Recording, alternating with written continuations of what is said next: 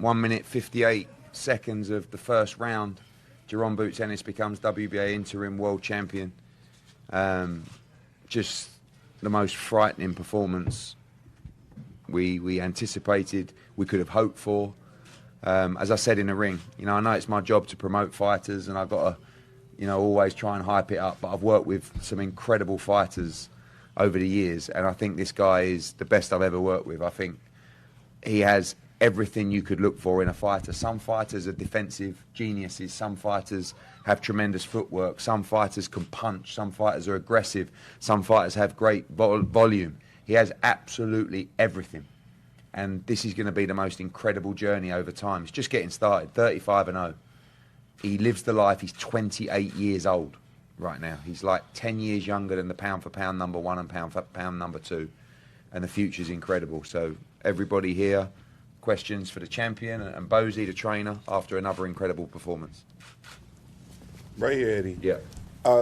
Fourth time, I believe, fighting here at this arena. Can you talk about the third time? Can you talk about the progression, having been here back now in Philadelphia and now producing this type of a performance? Me? Yeah. Oh, me? Yeah, look, I mean, I think that Boots, sometimes it's easier for a fighter to fight away from their hometown, to be honest with you. And we did that in Atlantic City. That was nice. He loves fighting in Philadelphia as well. They've been incredible to him here. It's another great crowd tonight. I think it's likely the next one will be on the road if we get what we want and if we get what we've been promised. But, that doesn't always happen in boxing. But we know we've got here, and you won't see another fight like Lima, in my opinion now, because we don't want those kind of fights. That was a fight that we all sat down as a team with Everett and Boots and Ivan and everybody and said, we just need this one fight at 154, right? Just to test the body, give me a good top 10 guy, give me a tough opponent, and there's not one fight that he would turn down now. And now it's time. And if we can do it here, fantastic. But I think it's likely you'll see him on the road next. So the fight that you were talking about and a lot of people are talking about is, of course, the Vergil Ortiz fight. Would that be a fight you target for the United States? Absolutely. Look, we've had some incredible offers from Saudi Arabia, and that's definitely something we'll look at in the future. But I know Boots wants to bring big fights to America as well, and that's really important to him. Look, I've said it 10 times, 100 times. We sat in a room with Oscar De La Hoya and Eric Gomez, DAZN, the top executives, and we negotiated a deal to fight Vergil Ortiz. We all agreed, let's do it. We said they're both going to fight. Then January, February, March, wherever it's going to be. We even said, they said, let's do it in Dallas. I said, let's do it in Philly. And we all agreed, let's do it in Las Vegas. We went away on those terms that we agreed.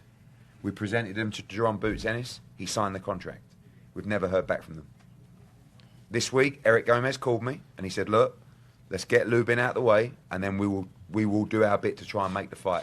So we give them the benefit of the doubt. I know Oscar wants to make great fights, but we are desperate for that fight because we're desperate to give American boxing super fights of 2 pound-for-pound guys in their prime. Not 2 guys that are in their late 30s, not 2 guys that are coming to the end of their career, 2 guys in their absolute prime. So if everybody's true to their word, you will see Boots against Ortiz in early 2026. No need for a Zuffa belt. No need for a Zuffa belt. JP Miranda, Latino Sports. Was that level of resistance from Lima about what you expected? And that question's for Boots or for yourself, Eddie. What? You said what? Was that level of resistance from Lima about what you expected? I mean, he a bigger guy. He was a bigger guy. He fought at 60 a couple of times, and I just wanted to, test my body out at 154. That's not the original guy that we was trying to get though, but yeah. Okay, secondary question. I mean, from my sources within Golden Boy, they tell me that Boots is not necessarily their top target. Not surprised. So if Boots is not on the plans for Virgil in his next upcoming fight, if he beats Lubin, who would you then pinpoint in terms of, because you need a marquee opponent for his next fight? I mean, who would be the 2 other guys that you would pick out? Mertzalaev, Fundora, Zayas, Abu, anyone with a belt. Yeah, but are any of those guys realistic options? What's Absolutely. on the other Absolutely. I've noticed you've asked me a lot of questions this week. Everyone's been generally negative. So we're going to put a positive spin on it. I'm the best in the business. He's the best in the business. Facts. I'm going to do my job. He's going to do his job.